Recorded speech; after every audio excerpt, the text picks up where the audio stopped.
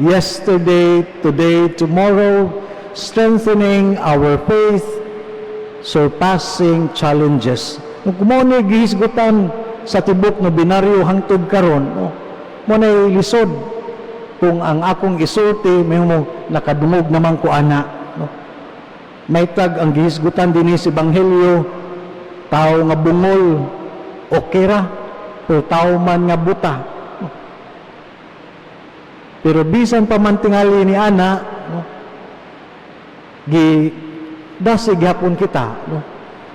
Kung na may aspeto sa atong kinabuhi nga para kanato importante, yesterday, today, and tomorrow, way lain kundili ang atong tagsa-tagsa kapagtuo, ang atong relasyon ngadto sa Dios. Nga sayod ta kini mong pagtuo, gasa kini una sa tanan nga nadawat nato sa tagsa-tagsa nato ka mga bunyag.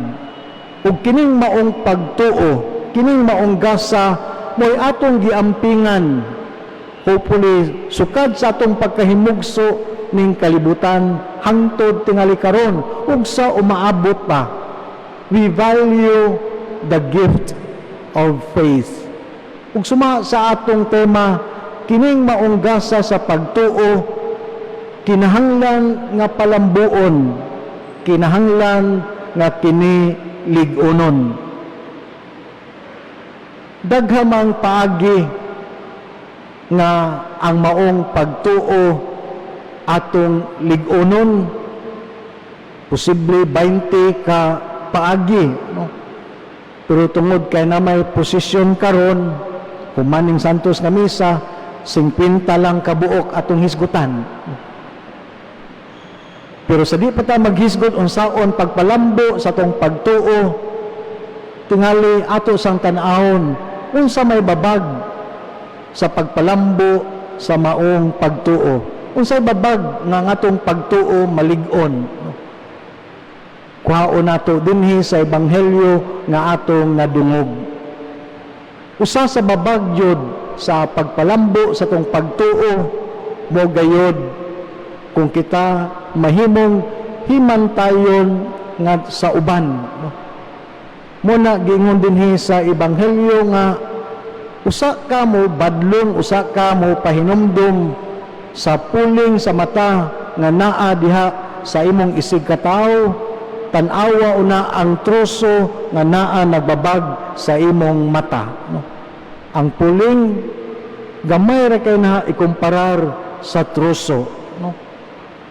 Nya sa ato pa, tanaw nato daan ang atong kaugalingon, usa ta manghimantay sa uban, usa ta moingon nga kinang tawhana batig batasan, usa ta moingon kanang tawhana dili maampuon, usa ta moingon kanang tawhana dili mosimba, usa moingon ta nga kanang tawhana wa puy unsay iyang gisimba kung kada adlaw siya mosimba, usa ta mosulti ni ana tan-awon una nato ang atong kaugalingon. Kay kung magsigi tag tan-aw sa atong isig katawo unsay ilang sayop, di sa jud mulambo ang ato nga tagsa-tagsa kapagtuo. Unsa man day mga paagi, unsay mga matawag natog mga buluhaton nato aron kita mulambo sa atong pagtuo. Kuhaon gihapon nato sa Ebanghelyo nga atong nadungog. Una sa tanan, when we want to strengthen our faith, lig-unon ang atong pagtuo, una sa tanan, ang kunon nato nga kitang tanan adunay apan. We all have our flaws. Pulos yun ta na ay mga kahuyangan. Pulos yun ta na ay mga limitasyon sa atong kaugalingon. Pulos ta na ay kakulangan sa ato nga pagtuo. Balikan nato ang Ebanghelyo. Kung naa kay troso sa imong mata, ang imong isikataw na ay puling sa ilang mata, parihas ang duha nga naa joy nagbabag sa maong mata. mo na nga atong angkunon, no? Ang kuno nato nga napa sa jutay angay nga usbonon sa atong kinabuhi. Napatay angay usbonon sa atong relasyon diha sa Dios. Maski unsa ta ka maampuon, maski unsa ta ka minta suod ta sa Dios, no? Di ta makontento ni ana kay naag hapon tay nakaapan sa ato nga kinabuhi. Kana may atong tan-awon una kaysa usa ta mo tan-aw ngadto sa uban. Ikaduha nga paagi sa pagpalig-on sa atong pagtuo base ni sa atong matawag natong trust o kining atong kanunay nga nadungog nga synodality, no? Usa ka simbahan nga nagpanaw, no? Maghisgot katag panaw synodality mingon nagkuyog og panaw, no? When we go together, when we journey together, nagpasabot ka na og companionship. Na ako'y kauban sa panaw.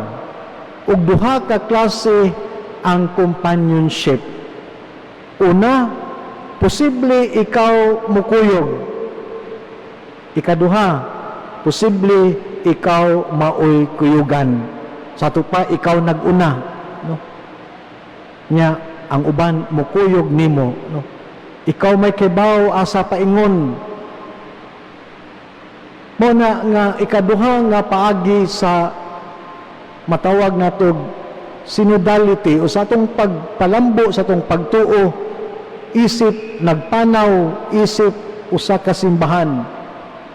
We should be with the right companions. Nga ang atong kauban sa atong panaw, mga tao nga kibawta, no? Nga sila maoy atong kuyog, kay kibaw kuyog sa maayo nga dalan, subay sa unsay matarong. Kamong mga ginikanan sa inyong mga anak, kanunay mo nagmaymay sa inyong anak nga kung naay barkada, ayaw anang barkada nga maka-impluwensya og dautan. Kung nakay mga higala, kuyog jud ana mga higala nga maoy mutudlo unsay maayo, no?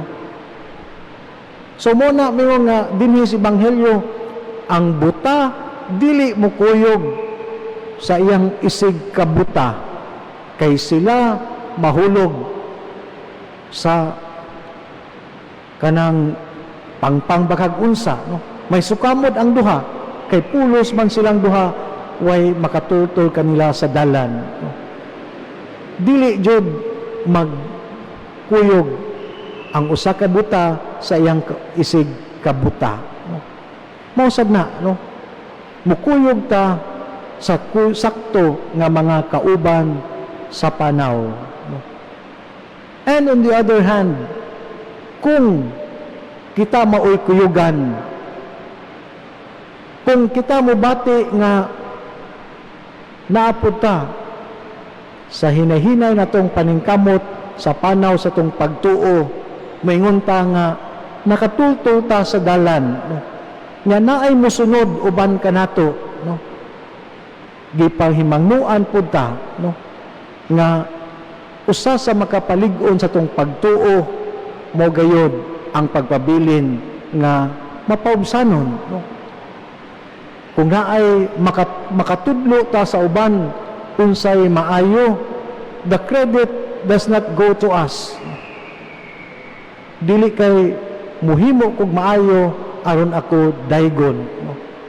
Muhimo kog maayo aron daghan ang mukuyog sab kanato, no? Swito naman jud mo sa inyong patron si San Nicolas de Tolentino, no? Nga suma jud, no? Sa daghan nga mga nahimo nga kaayuhan, sa daghang mga milagro nga iyang nahimo, usa jud iyang ipahimangno, ayaw ni ipanabi sa uban. Si San Nicolas de Tolentino was a silent worker. No? Ug pinaagi sa pagbuhat ug maayo sa hilom. No? Daghan tingali nga dani, daghan jud ang nadani, diha kaniya naka musubay sa sakto nga dalan. Pero wa gyapon niya ang kuna nga tungod kanako kining mga tawhana naluwas, tungod kanako kining tawhana nalikay sa dautan. No? Nagpabilin gyapon siyang mapaubsanon. Kay sayod siya, no, nga ang tanan grasya sa Dios kung unsa may iyang mga nahimo nga kayuhan bunga kana kay siya instrumento lang sa Dios. Muna angay sang ipahinumdum kanato sa atong panaw. Kung kita nakahimog mga kaayuhan sa atong isigkataw, paningkamutan nato jud, no, na kini siya usa ka buluhato nato isip anak sa Dios ug instrumento lang usab kita niya. Kung naa man gani kalig-on sa pagtuo, mao ni ang makapadani kanato sa pagpadayon sa paghimo og mga kaayuhan. So ikaduha nga paagi sa paglig-on sa pagtuo, mao gayud ang pagkuyog sa sakto o mga matarong nga mga kauban nining panaw sa pagtuo. Kung kita may nag-una, paningkamutan sad nato nga kita sa hilom naghimo sa maayo padulong subay sa dalan sa Dios. Ug ikatulo nga paagi sa paglig-on sa tong pagtuo, mao gayud ang pagpahinumdum sa tong kaugalingon that we are all, kitang tanan, gitawag tag work in progress. No? Nga sa ato pa, napatay daghan nga ato nga katunan, kabahin sa atong pagtuo. Napatay daghan nga angay nga mabuhat para sa atong pagtuo. Wala joy tao nato maingon nga sangkap nako sa tanan, kabahin sa pagtuo, sakto na niya nga ako mga gipangbuhat o kontento nako sa akong relasyon sa Dios. Kundili kanino tang mangandoy, kung suod na ta sa Dios, mas mangandoy tang mas musuod pa ta kaniya. Kung maampuon ta, magpadayon pa ta nga unsa pa may akong buhaton nga ako mas maampuon pa. Kung manggihatagon ko, mangita kong pagi nga ako mas manggihatagon pa. Kay dili man tatanan finished products. Di man tagikan sa murag paniya sa factory nga inigawas gikas factory wa na kumpleto na tanan. Kung dili maingon ta nga napatay kinahanglan kabahin labi na sa atong tagsa-tagsa kapagtuo. Daghan patang makatunan kabahin sab nining atong panaw diha sa atong pagtuo. Mo nang kinahanglan gihapon nato nga lig-unon ang atong tagsa-tagsa karelasyon diha sa Dios. Akong balikon, we recognize ang kunon ang atong kahuyangan, kakulangan. Ikaduha, ang pag-uban sa sakto nga mga kauban sa panaw sa pagtuo. Ug ikatulo, mao ang pagpaningkamot pa nga napakoy daghang mahibaw-an kabahin sa akong pagtuo. Kay kung malig-on ta diha sa atong panaw sa pagtuo, ang katimbang niini mao na sad ang kapikas tunga sa atong tema, we are able to surpass the challenges in our life. Kung nakasugakod ta sa mga pagsulay sa kinabuhi, tungod na kay lig-on ta sa atong pagtuo. Kung mas malig-on pa atong pagtuo, mas makasugakod, makasagubang pa ta kung napay mas dagko pa nga mga pagsulay nga moabot sa ato nga kinabuhi. Mao na ang paglig-on sa pagtuo, ang pagsagubang sa tanang mga pagsulay, magkuyog jud ni silang duha. Ug mao kana ang atong tinguha sa atong pagsaulog ning umaabot nga pwesta sa pangilin ni San Nicolas de Tolentino. Tapuso ni nako sa usa ka storya. Diha sa dahan na disgrasya nya luoy kayo ang biktima kay grabe-grabe ang disgrasya. Usa ka babae mi adto dayon sa katong biktima yang gipadaplin ang maong biktima nya yang tabangan ang maong biktima sa disgrasya, no? Ning abot ang mga tao mitapok nananaw nanguryoso unsa may nahitabo sa dihang daghan na ang tao nay usa ka tawo pod lalaki mingon daplin mong tanan ako'y moatiman aning maong na disgrasya nurse ko kibaw kog CPR kibaw ko unsa ng first aid daplin mong tanan katupong babae nga nagatiman daplin po diha ako lay atiman na ani mao tong babae ni padaplin lang pod pero iyang giingan ang nurse ikaw lay atiman niya pero kung unsa manggani maglisod ka ing na lang ko kay ako usa ka doktor. Mingong nurse daplin mo diha kay ako nurse ang iyang gipadaplin doktor man di ay. Kung saon nato paglig-on sa tong pagtuo kung atong gitagaag bili ang atong kaugalingon magsugod sa pag-angkon sa atong kakulangan pag-angkon nga kita anaapay mga buluhaton aron mosamot kalig-on ang atong pagtuo.